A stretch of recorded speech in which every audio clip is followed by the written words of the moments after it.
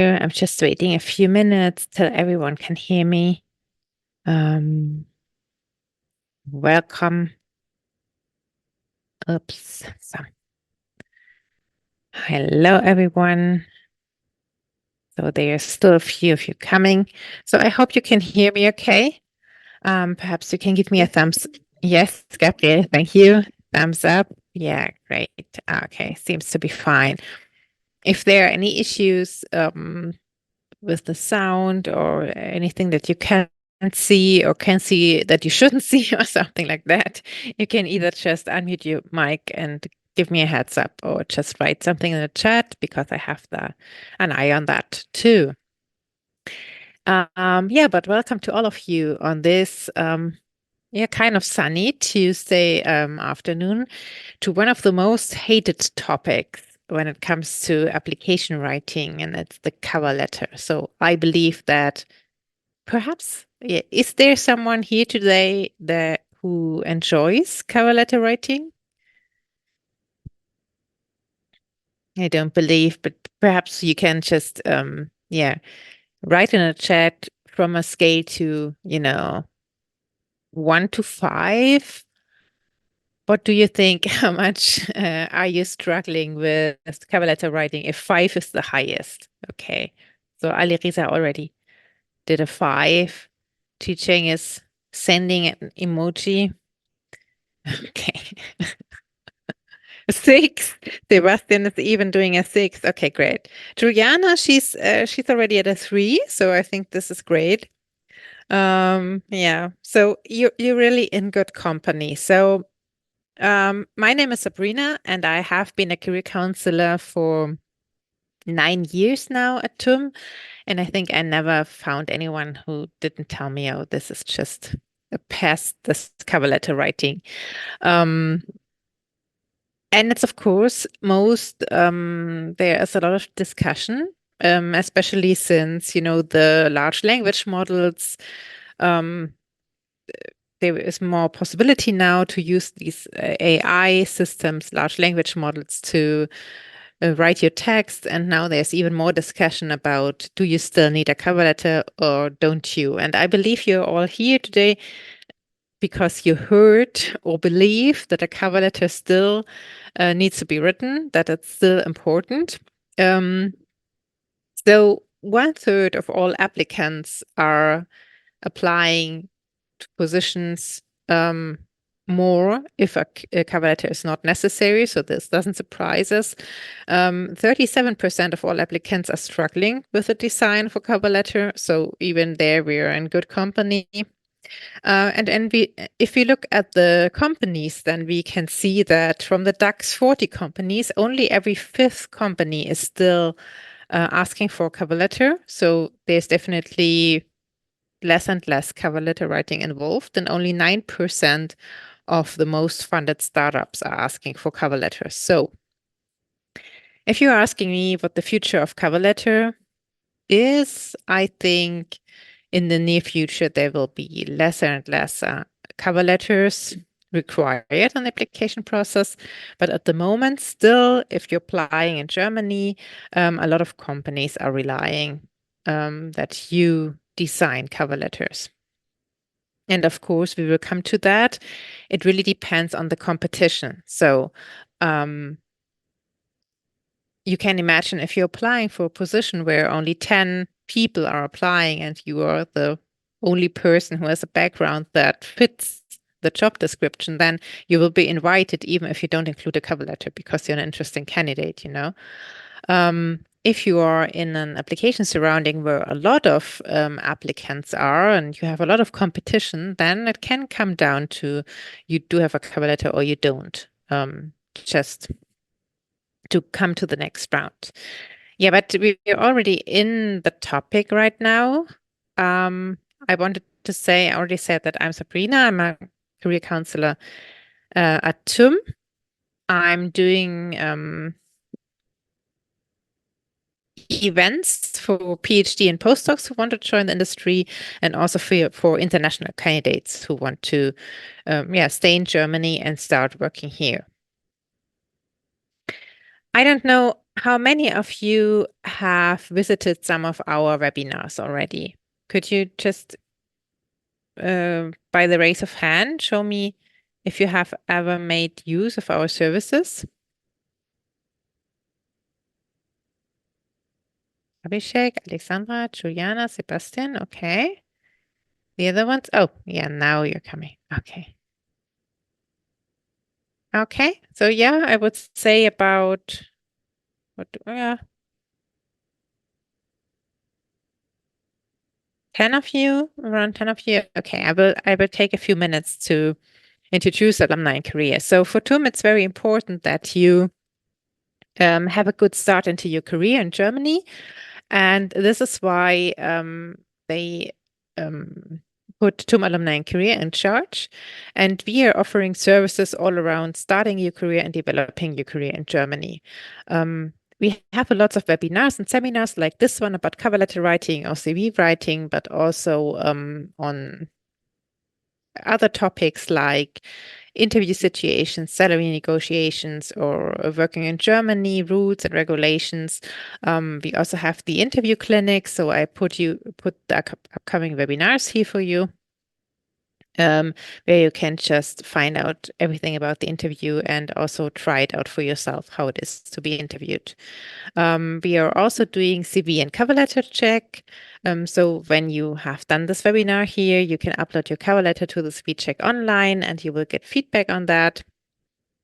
We have a personal career counseling session. We have webinars where you can meet alumni from different fields and ask them about their experience, about their career path. And I also put here the TUM Schreibberatung and the English Writing Center because they help you with a well-formulated cover letter as well. So once you have understood the structure that I will tell you in a few minutes, and you have written a first draft, you can always go to TUM Schreibberatung and get that checked. Yeah, here's the CV check as well. Juliana's asking me if presentation and recording will be shared. I will share the presentation at the end of the webinar in the chat. And if you need the recording, you can just send an email to Alumni and Career. The email address was just here, alumni and career at TUM. And we will send you the recording as well. All right, but I hope you stay with me, at least for a few minutes now. Okay. So we just already did a quick round about how much you should test the cover letter, but I also want to know how you generally feel about entering the job market after your studies. And this is still a soccer edition because, I did this because of the Europe Cup. So how do you feel about entering the job market after your studies? Could you just write the number in the chat as a little warm up? Philip is a 3? What's going on? 7? Yeah, this sounds nice. Great. Okay, there's a 2. Someone who's just, excited about what's going on. Some 3s as well. Then there are a few people 6s. They are expecting a lot of competition, I think. 1 and 3 in combination. This is interesting. A lot of 2s, but a lot of 3s as well. So what's going on, people? So really, there's no need to be devastated or scared. Did you have some bad experiences already? This, I would be sad about this. So, okay, we are trying to give you all the confidence that you need to go from a 3 to at least a 2, someone who is just expecting, excited what will go on the field, and perhaps we can also bring you up to a 4 or 5 at least. So this would be really nice, Okay, thanks. Thanks to you guys to just sharing with me how you feel. When I was entering the job market after my PhD, at the start, I believe I felt like 1 or 5, so pretty confident. And then I started applying and I got a lot of rejections. And then I think I feel like a 9 or 3. Now looking back, have to admit that I didn't send so many applications. So I was actually doing pretty good with my applications. So it just was a thing of perspective. Yeah, I didn't have the right perspective, so to say. So I was doing pretty good, but I ended up at TUM, and I think this was one of the best things that ever happened to me because I really love what I'm doing here. So I hope, and I'm keeping my fingers crossed, that will be the same for you without feeling like a 3, just going from perhaps 5 to 2 or 5, 6, 2 or something like that. All right. So one more thing before we start with the topic.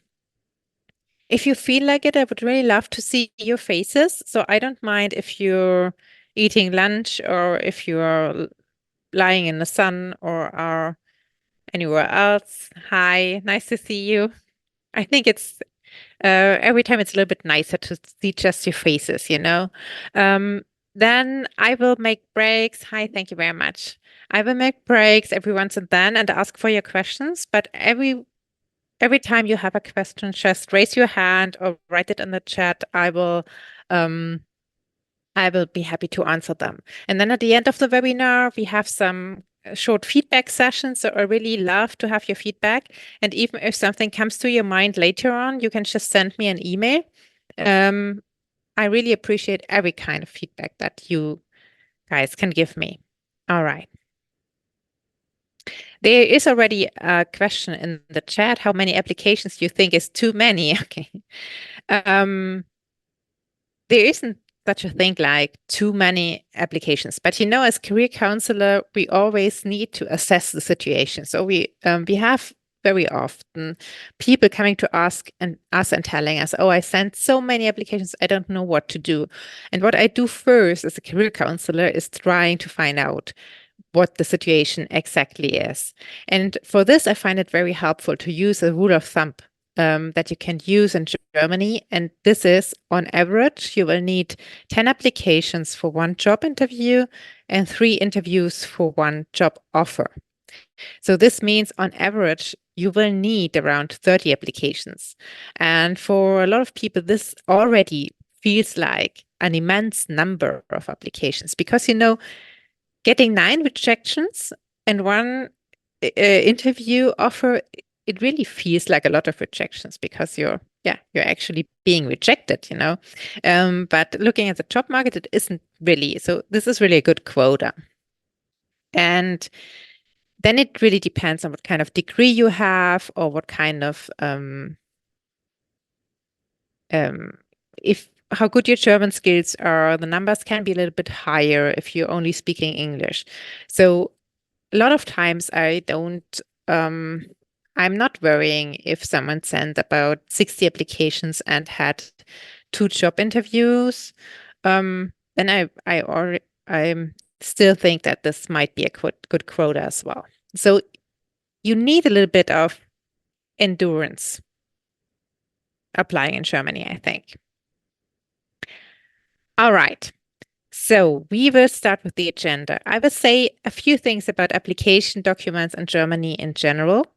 Then we will look at the job ad as the starting point of your application and analyzing job ads. And then, of course, we'll spend a lot of time with the cover letter itself. So what's the purpose, layout, structure, and content? And I also have a lot of examples in store for you. So I will ask you later to look at the examples and tell me what you think about that. So you can prepare for a little interactive session as well. Okay, so application documents in Germany. Normally you will be asked, so of course there's the situation where you can apply via an online form. This is a little bit of a different situation, but still very often you are asked for a cover letter there. But if you're sending your application documents via email, then you will be asked to send an application portfolio, and this usually contains the cover letter, CV as a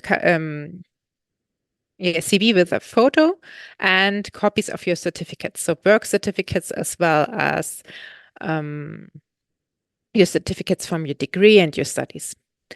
Optional are a cover page, a bibliography, or work samples or anything like that. But normally, cover letter is really, that this is what I said already, it's really still standard having a cover letter in Germany. And then what's also important is if you are applying via email, oh, there's a typo in there. I'm sorry for that. If you're sending your documents via email, then you should stick to this order. So cover letter first, then CV, and then the copies of your certificate. The order of the copies or the order of the certificates is basically the same order of appearance as it is in your CV. So you can just have your CV and then you put the certificates in the order like they appear in the CV. And then you should send everything in one PDF. So this is quite important as well. Don't put the cover letter in the email body, So this seems somehow to be a good idea because it's the letter, but you should do this as a document, but in this PDF section as well.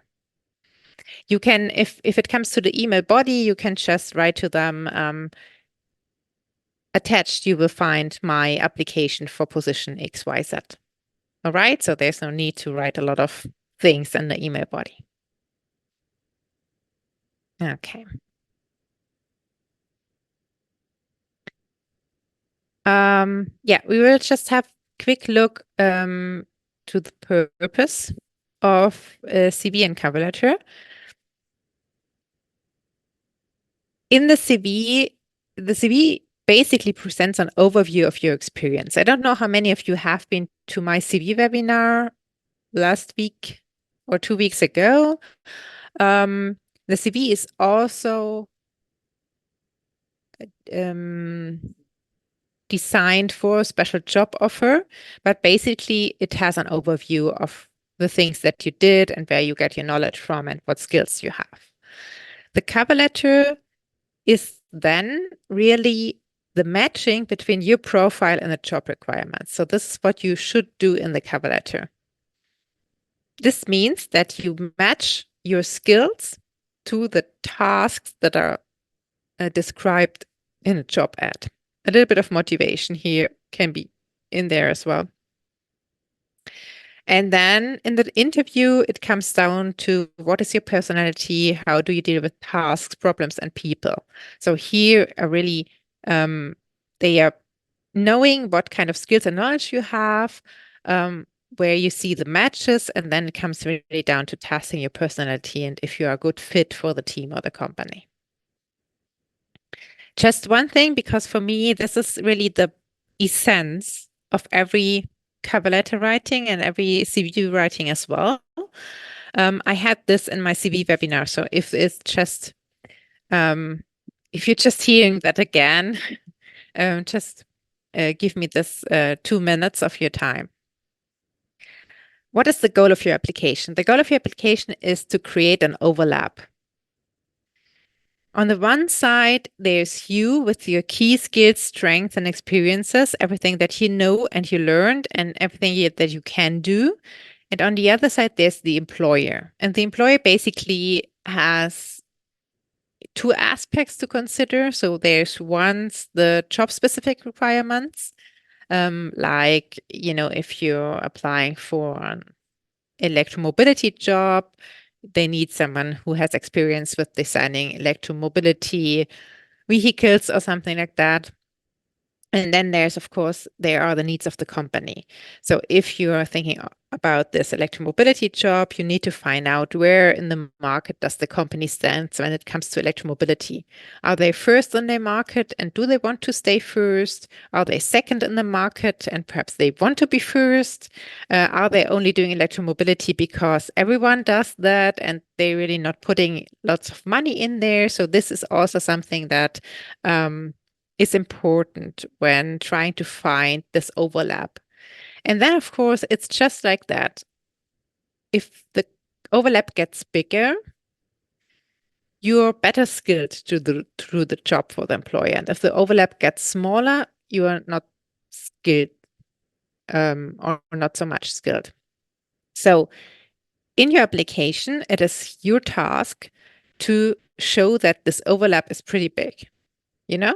So if the reader gets the impression that this is a really big overlap, then they will invite you to the job interview. And of course, if we look at that, we can see that analyzing the job ad is always the first thing to do if we want to apply for a position. And this is why I put in those slides.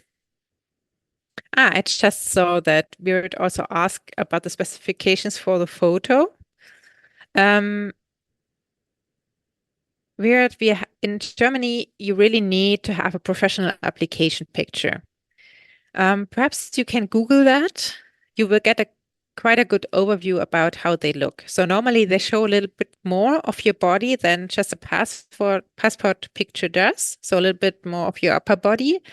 It also shows, I'm sorry. It also shows a little bit more of a background, and it's really taken by a professional photographer. So you will see, you can see that, you can see that at the first glance if it's really a professional picture. And Philip is sending good tips to get your picture.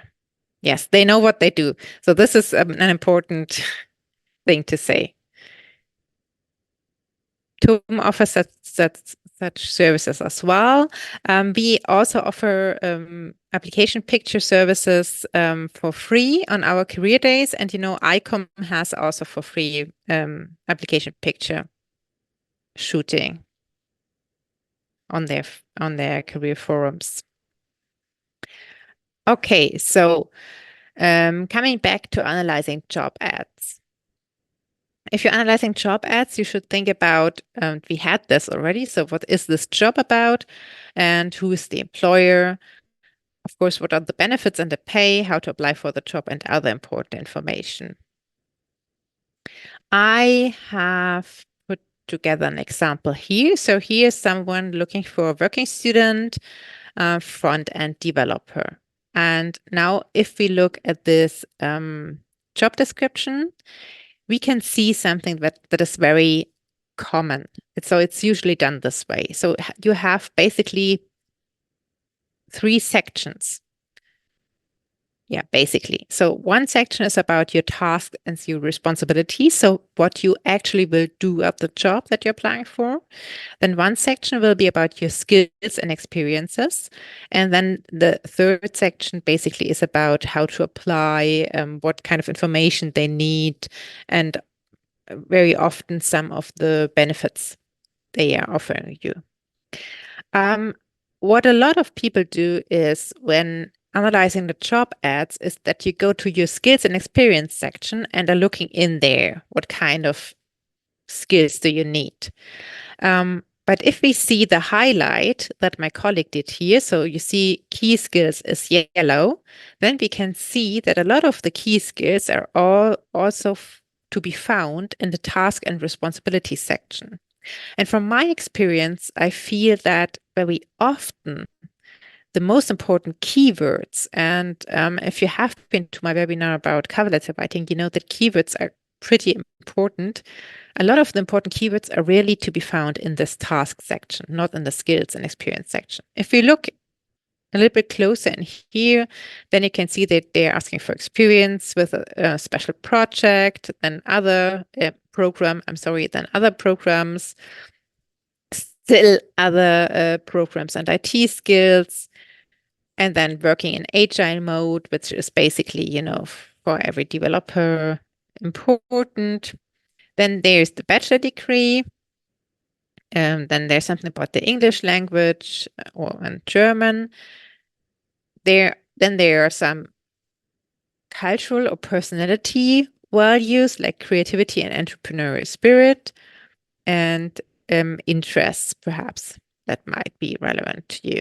But there is really not so much to be found about what kind of skills you actually will need on the job.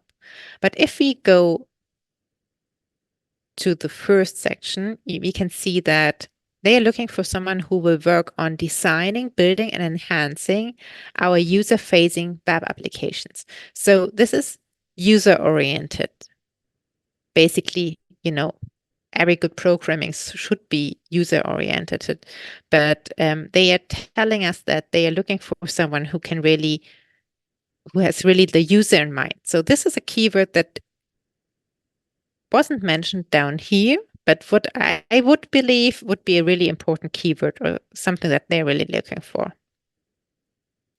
And then if you look at the second point, you can also see that they're looking for someone to provide technical leadership. So someone who can go also in the leadership role, who has perhaps some negotiation skills or can bring a team together as well.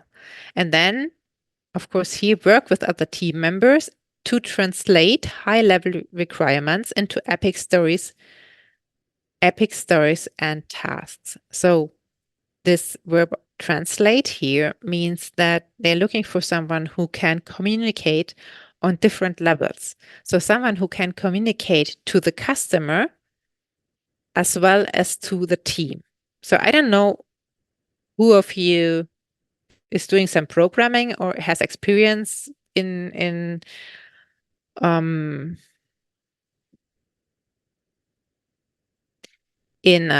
doing customer projects, but this is a very often required skill that you really understand what the customer needs and then are able to translate that or bring that to life in a certain framework, because so not everything is possible in IT or with a certain product. So as you can see, this is just what I wanted to show you, is that you really need to think about this section here as well. If you feel like I will give you a tip in just a few minutes about how to do the analysis of this job ads, but if you feel that by yourself it's pretty hard, or you think you don't get it to its full, you can still ask a large language model, so like ChatGPT. You can put the job ad in there or just the text of the job ad and then ask perhaps ChatGPT for important keywords or what the program thinks the most important skills for someone who likes to work at this position might be. So this might be I thought I had another one there, but obviously I only have one. Okay. So this seems to be like a little bit of extra work, but I believe if you have done it 2 or 3 times, you can just skip this step and just go to writing. But I think to begin with, it really helps. So it really helps if you make yourself a column and you put the job requirements on the left-hand side. And this is what I just said. So the requirements are to be found here, but also here. And you can ask, for example, ChatGPT to help you. You can still try to find out for yourself. If I was in a position of inviting someone for this job or recruiting someone for this job, what kind of person would I be looking for? And you could just add that here as well. And then you see, for example, they are looking for bachelor degree in informatics or similar. And then you write it on the right side that you have a Bachelor of Informatics from TUM. So this is pretty easy, this is also pretty so it's not so surprising. But it gets more surprising if we see like they look for someone to provide technical leadership. So this is a pretty abstract term. And then you would write here technical leadership, and you would list projects where you actually had some leadership or practiced some leadership. I hope you can understand what I mean with that.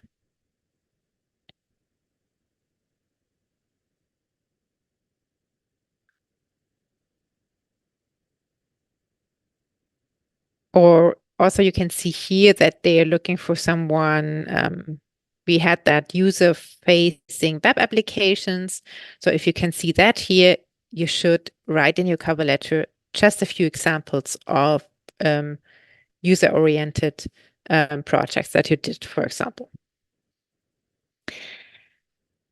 You can also make this a little bit easier, or what I always say is if you find the 3 most important job requirements. So every job has about 3 to 4 really most important job requirements. If you can find them out by reading or asking anyone, you can just put them in here. And then if you find something that you did to prove that you have this skill, and then you just write it down in your cover letter, you basically have really covered, or you basically really have done the most important work. So you have really covered anything that they might ask for.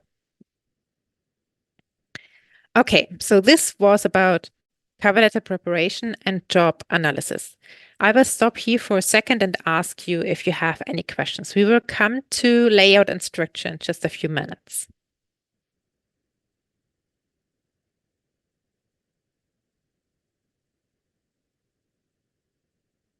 Anyone? I don't see you before. No. Mert is asking about the ideal length for a cover letter. Can you give an estimate word count? So cover letter should not extend 1 page. Basically, you should use a font that is 11 point. And yeah, this would give you an estimated word count with Arial or something similar, a Times New Roman. Should we write personal motivations as well in cover letter? Yes, you should. I will come to that in a section in a second when we look at the structure. Okay, and I think I just go on. Okay, here you can see the layout of a cover letter. So the most important thing is, and I really see a lot of cover letters in our application checkup online. And what most people forget is that in Germany, a cover letter is a letter. And this means it needs a letterhead, like you can see here.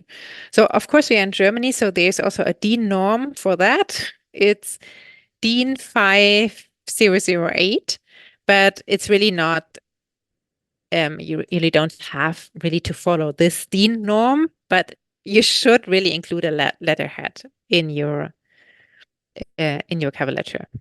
Namita is asking if a job ad mentions that cover letter is not mandatory but voluntary, would the candidates who do send the cover letter get more preference? Not on paper. So if they tell you that it's not mandatory, they are not allowed to give the ones who send a cover letter with them, they cannot give them preference. But from my experience, I would do, because I believe that the cover letter gives you space to really explain why you're a perfect match for the job. And the other candidates will have these extra argumentation platform that your application then lacks. And I believe this will give them an advantage. Always thinking that they are doing good cover letters because, they also can do bad cover letters. So then it would be your advantage. So as I said, we will have a cover letterhead with your address, the address of the company. We will have a place and a date, and we also have a subject line. In the subject line, you will have the reference to the job ad. So if you have a job ad reference number or something, that this will be here as well. Okay? Okay, Sebastian asking about an unsolicited application. I will answer that at the end, Sebastian. If I don't do that, please remind me of that. Okay, we already covered that your cover letter shouldn't be longer than 1 page. You should have a proper letterhead. Of course not if you're uploading your cover letter in a online form or something like that, then this doesn't make any sense if it's text only. But if you are uploading a PDF or something, it should have a proper letterhead. Then, of course, it should have a correct recipient and salutation. Of course, it's best if you have a specific person to address. I know that very often this is not the case anymore. If you have made contact via ICOM or some career fairs, you can get the name of the person you spoke to and then just include that here, for example. Then it should have same font and font size as CV. This is clear, and no block tags, so you can see that it's not a block.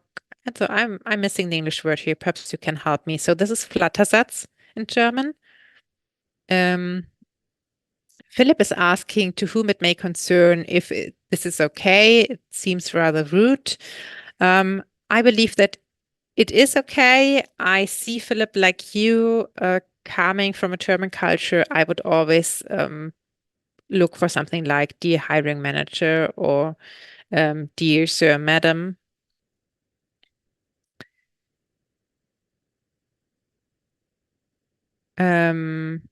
But to whom it may concern is it's okay, really, to do it like that. How should we mention who referred us for the job position in our cover letter? You can do that in the first paragraph. I will come to that in a minute. And also, no, I wouldn't do justified formatting. I really would do this Flattersatz. And also distinct paragraphs and sections, and I will cover the sections in just a minute. Your aim is to provide an easy navigation, and this is why I recommend a certain structure so that the person reading the cover letter really knows in what kind of paragraph they will find what information. And of course, you should also avoid duplication to your CV for once, and also duplication within the cover letter. Okay, so now we will go deeper into the structure. So your cover letter should have a personal salutation, an individual beginning, and your reason for applying. Then you will cover how you fit the job with your knowledge, with your experience, and then with your soft and methodological skills. And then you will have some framework. So either for further skills and qualifications like languages or also salary, starting date, notice period. Myvi is asking, yes. I mean, you align the text to the left and not as justified blocks. This makes it easier for the reader to can skip through the text, basically. Thank you. I'm sorry. I didn't have the proper words for that. And then you have a closing. So the beginning. We had the personal salutation. We covered that already. You know that so it's better to really write the name of the person you're addressing if you can do that. We had several alternatives. Then you have the individual beginning. We are here now at point 2 and your reason for applying. What you shouldn't do, but what a lot of you are doing, is stating the obvious. I'm applying for this position because it matches my qualifications and interests, or repeating the content of the subject line. So we already said that what kind of job you're applying to, it's part of the subject line. So there's no need to say something like, I hereby apply to the position of blah, blah, blah, blah, back-end developer advertised by your company on LinkedIn. So this is an information which is already in the subject line. You should also not use the exact wording from the job ad, and of course flattery. But this is really hard when it comes to cultural differences to see where flattery begins and where it ends. So I would be a little bit easier on that. I really love cover letters who go right into the situation.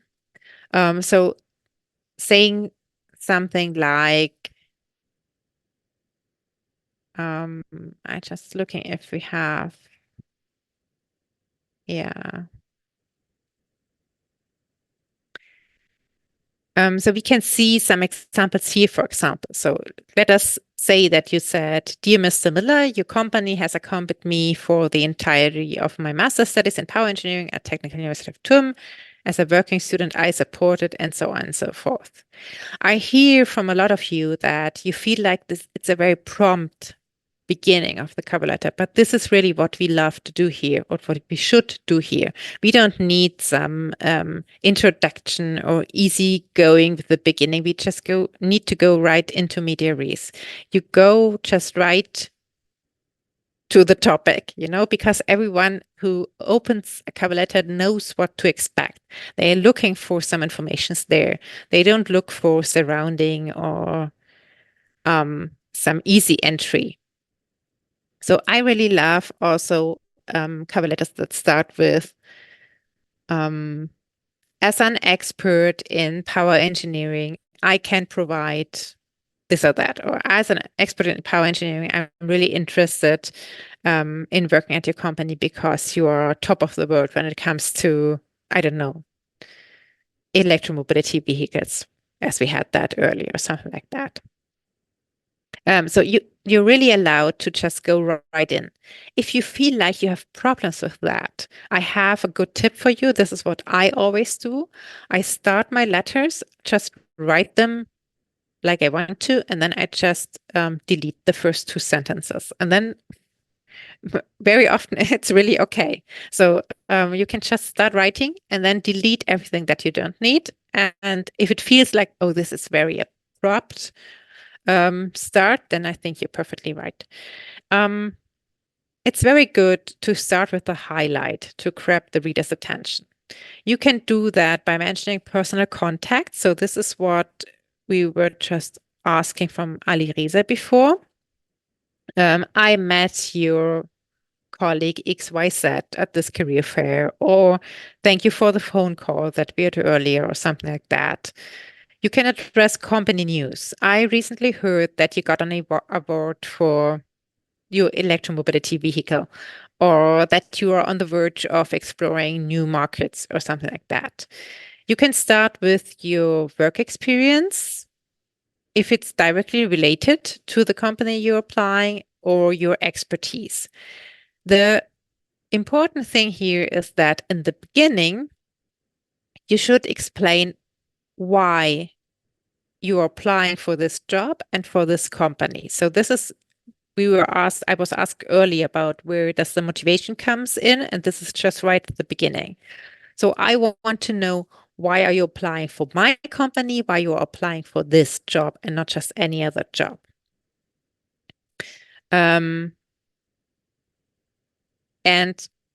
it's done in the best way if you can just match that already with your experiences. So like I said, as an educated expert in designing vehicles, I'm especially interested in your company because you're doing the most fancy ones, or something like that.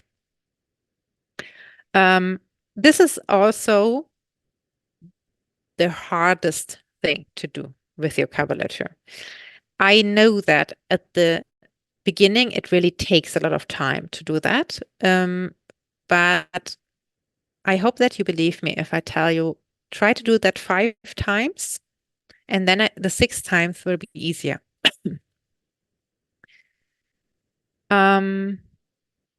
We have 2 examples here. So you can see the subject line here, and then it has a second subject line as well, where the job ad was placed.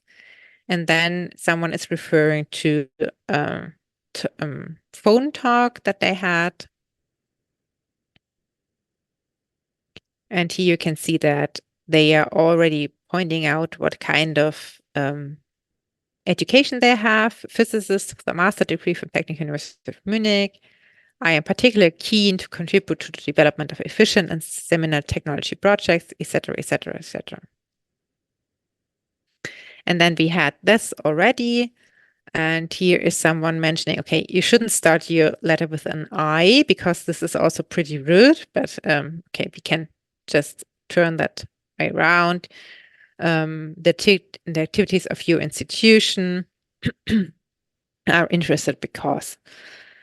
Okay. You can look more into these examples once I've uploaded the slides.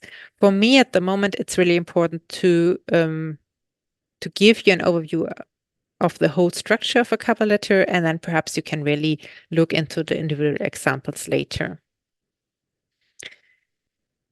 Okay, Virat is now going all in and asking if you can highlight the challenges of the company and then offer a solution. Yeah, I think if you can do that, this would be great. So I would be careful that this is really a solution that is possible, and you know you're not overestimating your the things that you can offer the company. But of course, if they have some challenges, or if you can also say that you're trying to be first in the market of this or that, and I know you need skilled workers, and I'm one of that, I think this would be a pretty good thing. Solutions with academic evidence, yes, of course, if you believe that you have that. I don't believe in overdressing or something like, oh, now I'm really looking for the English word. What means angeben? Philip, do you know that? Or something else who's German, angeben? To show off. Yeah. So I don't believe, thank you, Philip, that showing off or something like that, it's really not a problem in the cover letter or even in application surroundings in Germany. There's also, of course, a grade to which it is a lot then, but I think you can go a long way till you reach that. Okay. Once you have done the individual beginning, there's time for your fit. And fit normally has three aspects. The one is your knowledge. So this is basically mostly what you learned at the university. Then your experience. This is mostly what kind of semester projects you did, what kind of working experience you have, or even full-time experience if you have that already. And then there's a paragraph about your soft and methodological skills. What you shouldn't do is include chronological lists, because this is why your CV is there. So they know your CV and they know what you have done in which year. You don't need that. You don't need any lists of random claims or also vague information. This is where we can go back to the structure that I showed you from analyzing the job ad. If you have analyzed with the ad what the three most important qualifications are, you can just have that in mind. And then you need, okay, there's a qualification for someone. They're looking for an engineer. So I'm telling them what kind of engineer I am. They're looking for someone who can work in a team. So I'm telling them where I worked in a team, perhaps what kind of challenges I had there and how I did overcome them. So this is getting as precise as possible, or giving examples where you developed and proved the skills that you have.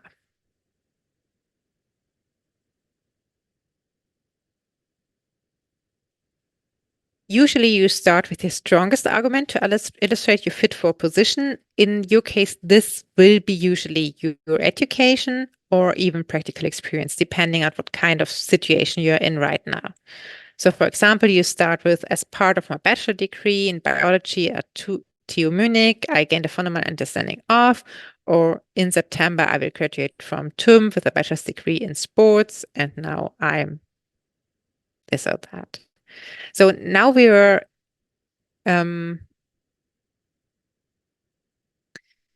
there's a little problem that I would like to address here, because now I'm showing you examples, but without the referring job ad. And this is where we are getting vague a little bit, because the best way to do that now would be to show you a job ad and then how someone is really addressing the things in the job ad. Perhaps I can do that in another webinar, but I haven't prepared that now for this webinar. I wanted to give you a good overview. But of course, like I explained, so if your cover letter really addresses the job ad, then you should be as precise as possible in your descriptions. What might help with that is use the project action result model, or you can also use STAR models or any kind of similar model that you perhaps know.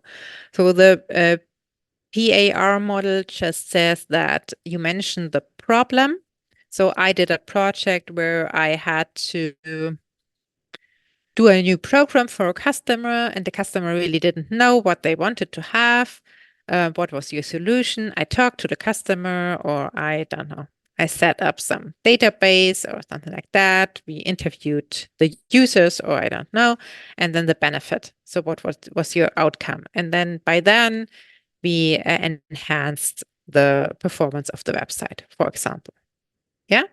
So this is the best way to do that, not just mentioning I'm a really good programmer, but showing that you're a good programmer by some sort of example, basically.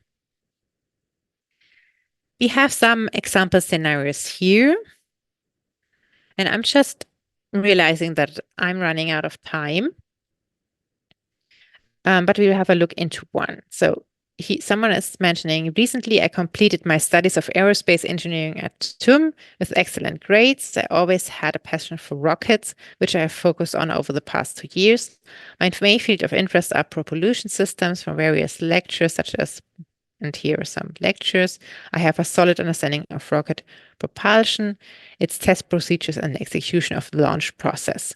So I believe that behind this abstract, there is a position where they're looking for someone who has a good understanding of propulsion systems, for example. So this is why the person is explaining here where this understanding comes from. And there are two more examples here. More here, as I said, you can look into that.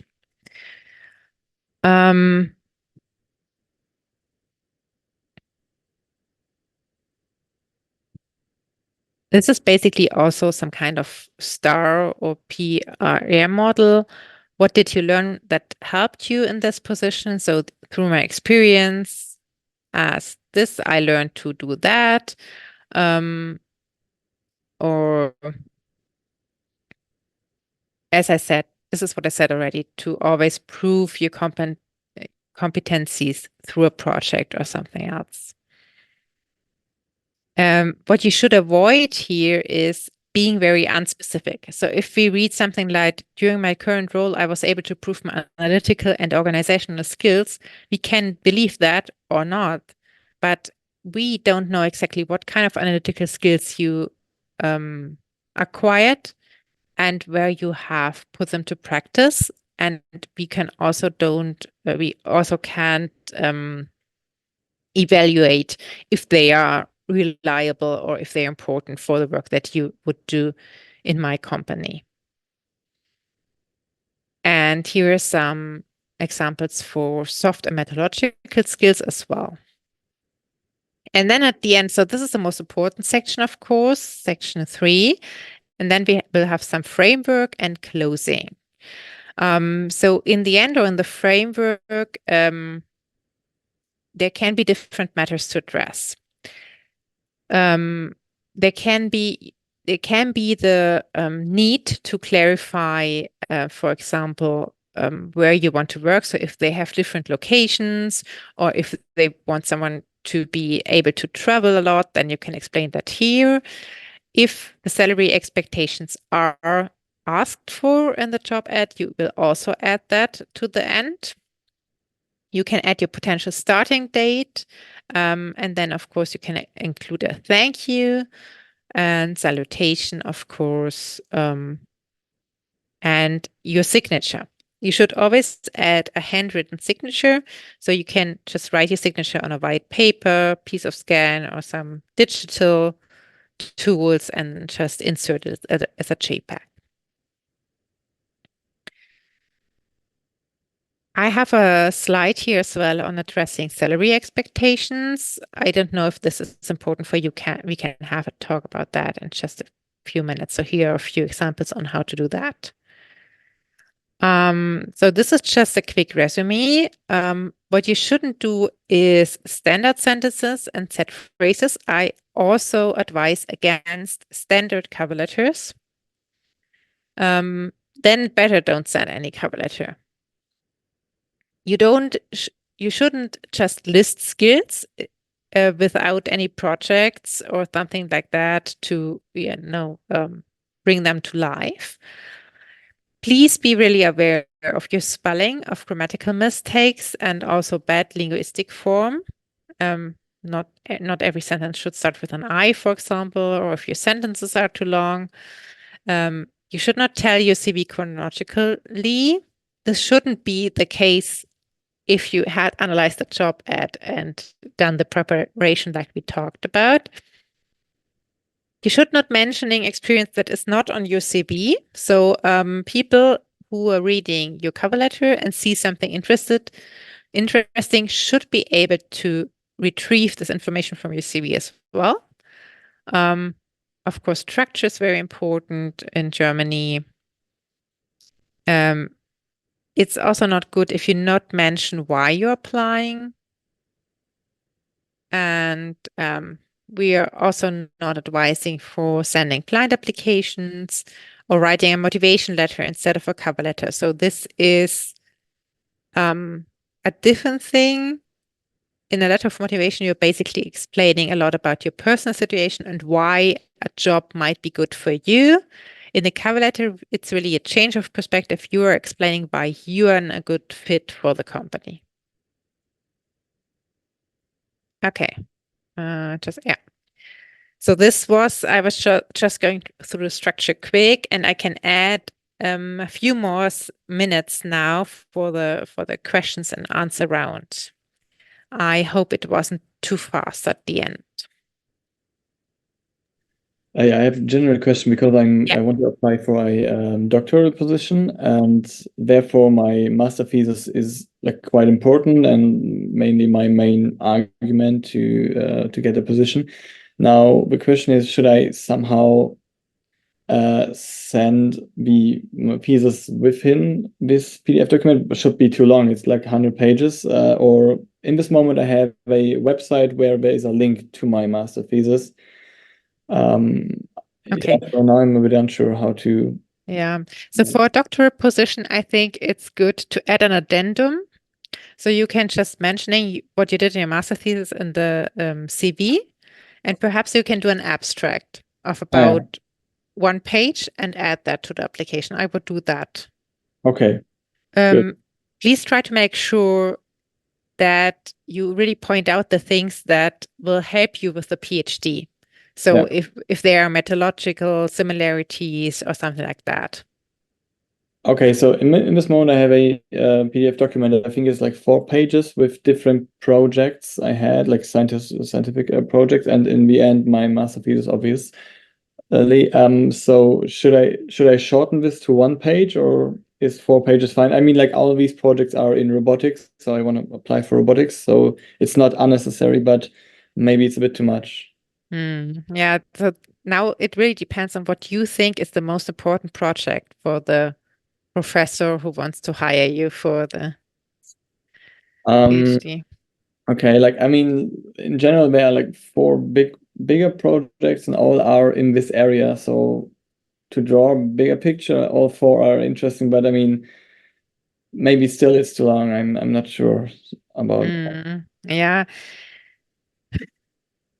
So as an addendum, it might be okay. So this is always the problem when designing applications or CV. This is the main problem, how many information you should include or you shouldn't. And basically, so this is the risk that you have to take, that you don't include, so that you include less information, but the most important one. And I believe master thesis might be more important perhaps than the projects. Yeah. Okay, I see. Thank you. Okay, I should share the slide deck. Yeah, one moment, please. Thank you. Of course, someone is asking me to share the slides because we are at the end of the webinar now. Just give me a moment.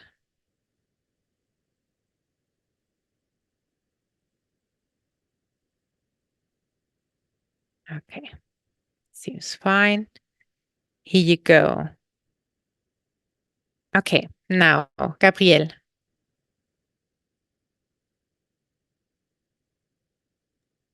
Yes. My question is actually more about the CFE. I'm sorry, I missed the webinar, your webinar about CFE. So So can we cover questions about CB? I can send you the recording of the webinar because I believe the people who did the CB webinar and are now here for the cover letter, it would be better for them if they can get their question answered, you know? Okay. You can send me an email and I will send you the recording to the CB webinar. Okay, thank you. Okay, you're welcome. Other questions? So I believe Alereza asked, how should we tailor our CV and cover letter to avoid being rejected for being overqualified if we have more experience and knowledge than job position requires?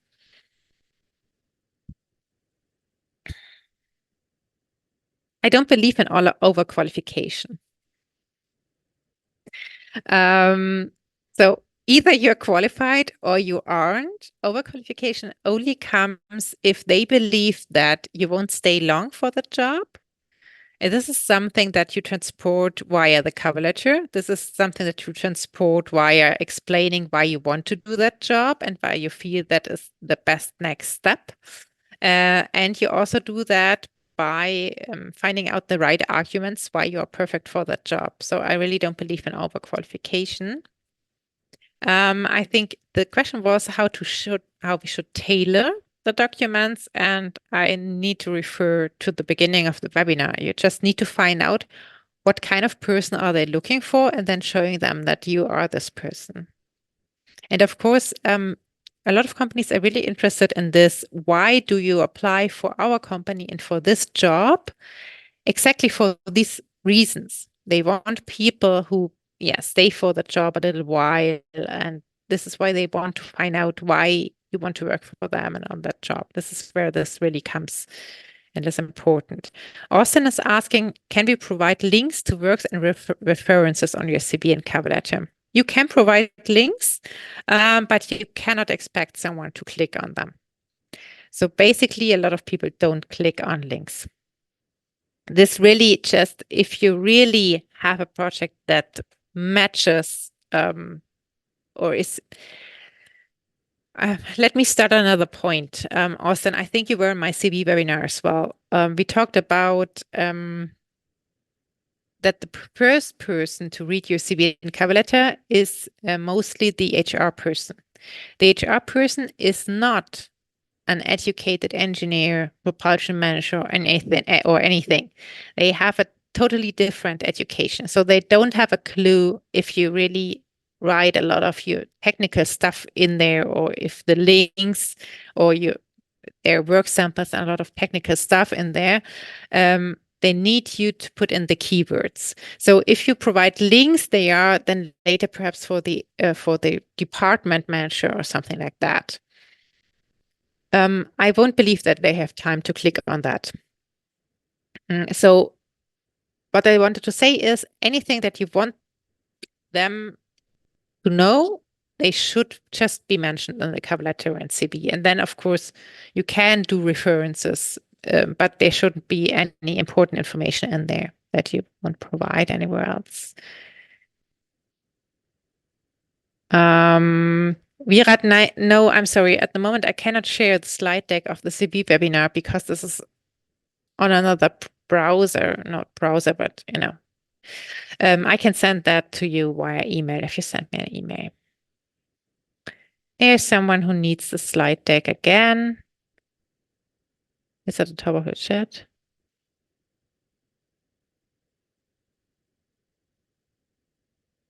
You have that now? Yes, I believe. Okay, all of you should have the PDF, right? Okay, any more questions about the cover letter, like as we are still here? Yeah, yes. Yeah. Okay, now I have a question about the cover letter. If my working experiences has nothing to do with the job I'm applying to, then is it better to write in the soft skills I gained from the work experience, or is it better to just mention my practical experiences from lectures? So those are not professional experiences. Yeah, I think both. I would do both. So the first thing to do is to really find out, don't they have anything in common? So basically, I said that in my CV webinar, and one of our webinars lately, I said that, of course, you are employed because of your knowledge, but German employers, they're really looking for a lot of soft skills. So they're really employing personalities. So they believe that you can be educated on a lot of things. So German employers are also counting with about 90 days for new employees to be able to cope with the tasks that they have. So they give you 90 days to be educated on the job. So very often they really don't look for someone who can do the job right away. They are looking for someone who has the background to understand what's going on and to just get up to speed. You really should think about, is there in your working experience, is there really no similarities, or is there something in it that you can just bring up? Can you just mention? But basically, like you said, if I was working as an ice cream seller and I now want to design rockets, I would mention my, as you said, my education and the lectures that I had. And then I would mention in the soft skills department that as an ice cream seller, I was really good at acting to different situations. And this is what is important for rocket engineer as well, because, regulations change very often or something like that. You understand what I'm trying to say, right? Yeah. Okay. Thank you. Okay. Matthias asking, I'm starting the evaluation now because I think some of you have to go already, but I will still answer your questions. Can we state something like, due to XYZ, I think I'm a good match because XYZ, or should we only describe our experience, what we are able to do, and let the HR people think whether we are a match or not?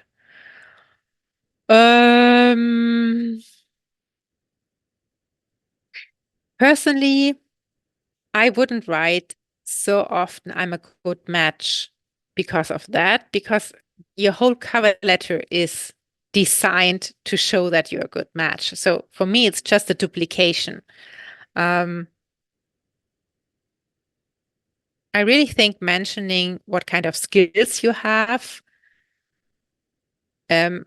might be enough in most cases.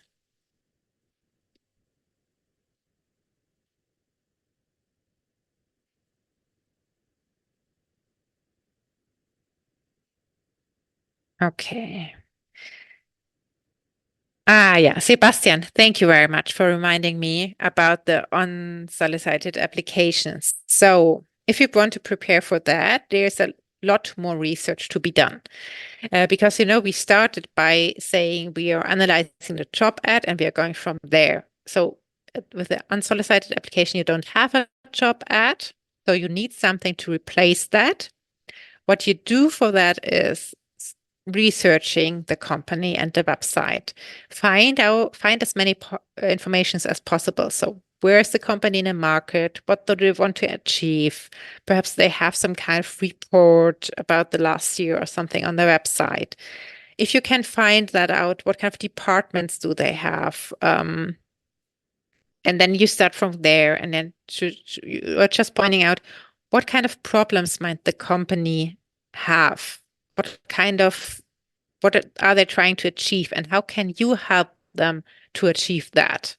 And this is where you start with your cover letter. Then I have this or that skill, and I can help you to achieve this or that. But it requires a lot more research than other applications do. Okay. Do you have any more questions? Because Gabrielle, if there aren't any more cover letter questions, I think we can go into the CV as well for a few minutes. Oh, okay. Mm-hmm. Yeah. For the CV, as just a graduate student, I think, with no work experiences, is it better to list a tabular education or the relevant experiences we gained from our previous education? For example, I'm studying master right now, so is it better to state, okay, I have this experience, I have some project experiences from my bachelor degree, or should I just write a tabular CV like an academic one? You always write a tabular CV, no matter what. But you can Okay. still write in your education section when you're writing about your bachelor's, you can just make paragraphs about projects, or you can do education and then mentioning your bachelor, and then you can do a section about practical experiences and then mention your projects in there. Oh, okay. Okay. Yeah. Thank you. Okay, you're welcome. Is it necessary to send transcripts or grade reports with the application? Yes. They will need to have your transcript of records.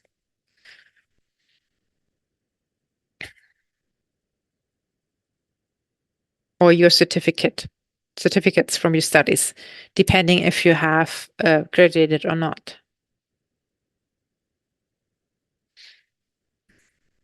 Any more questions about cover letter writing? Yes, may I ask one more question? Of course, Juliana. Thank you very much, first of all, for the workshop. That was really useful. In 1 hour, you managed to pack a lot of things, so that's good. I was a little bit, and I'm still, I think, a little bit confused about the same font size and type in the CV and in the cover letter, because the CVs are often, I often heard the advice of making them, for example, in Canva, so that they look a little bit more attractive. And then I think they have different font types. And then the cover letter would normally type in Word. So how critical is that we use the same font type and size? Yeah. How critical is that? So really it comes down to competition. So of course, if there isn't so much competition, it's not critical at all. I never heard someone saying that, yeah, this was a really interesting candidate, but we didn't invite them because they had different font sizes.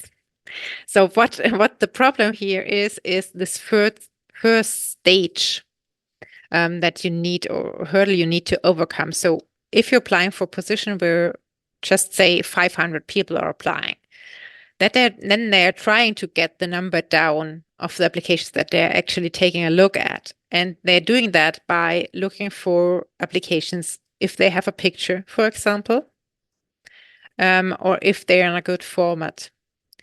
And this is often done by employees who are not skilled in your field. So they don't look what kind of experiences you have. They're just looking at the documents themselves. I wouldn't do my documents in Canva for different reasons. I think they're really pretty and nice to look at. But if you do a simpler layout, it's easier for AI systems to retrieve the keywords and information from that. This is why I really advise to make a simple but clear layout, and then it shouldn't be a problem to do the Word.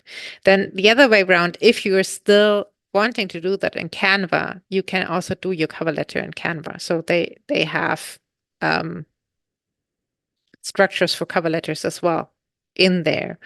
I believe you can find some, and then you will have the same font here as well. And then last thing, in Canva, you have the possibility to choose a font, and there are a few fonts that are in Canva and in Word as well.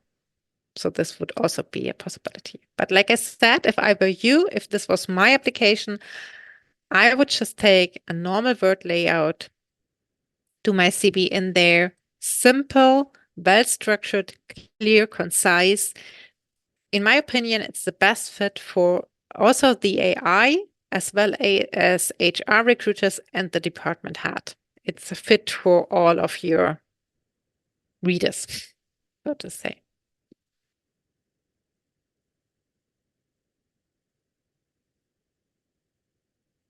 Okay, thank you.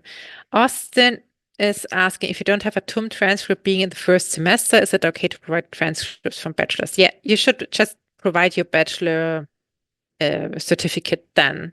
So they will know that you don't have any transcript, so you're okay then. Nikita is asking, you mentioned in the slides that all the documents should be sent as one PDF. Yes, that's right. But in many application portals, I see that there are different spaces for CV, cover letter, etc. How do we tackle with this? Yes, I said. So this rule that I shared was when you're sending your application via email. Of course, if you are in an online surrounding where you have different fields to upload your documents, then you do that.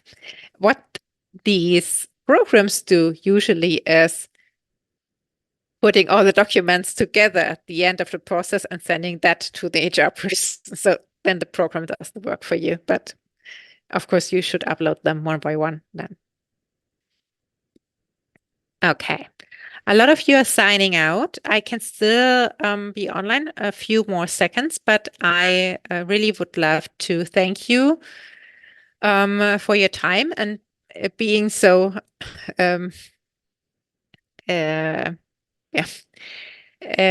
having the patience to follow me with all this information. I hope it was a little bit helpful. I know it was a lot in just 1 hour. Perhaps we have to do 1.5 hours in the future. Yeah, I hope perhaps we can do in the future more webinars so we can really look into examples as well. Cover letter writing can be a pain in the ass.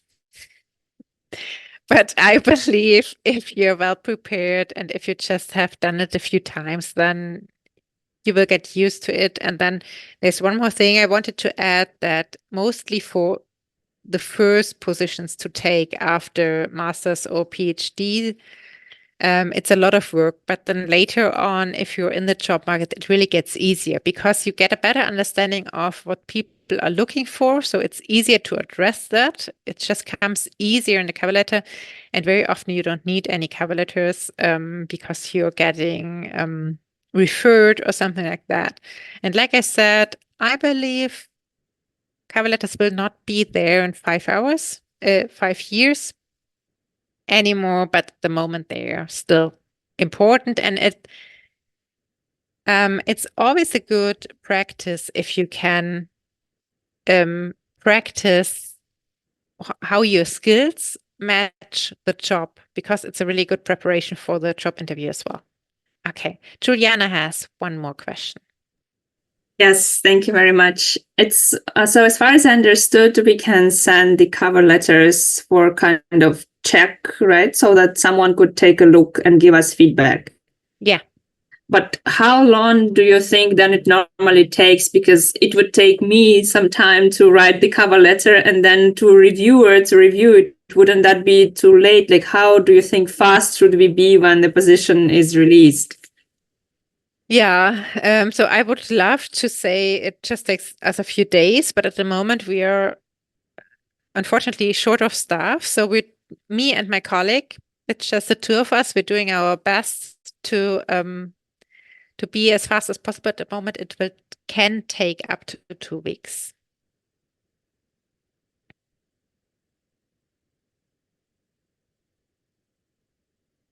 Good, fine. Sebastian is asking if there's also an opportunity to check his LinkedIn profile. We are not really experienced in that. Sebastian, I don't know, have you been to, we had 2 webinars this semester about doing a good LinkedIn profile. I don't know if you have been to them. We will have them again next semester because I love them. I will have them in the program for sure. If you really feel like you need someone to take a look at that, you can send us an email and I will make sure to have a look at it. But like I said, for LinkedIn, we are not really, really experienced. Okay, great. So then now I would love to release you. Thank you again very much for being here with me and for all of your interesting questions.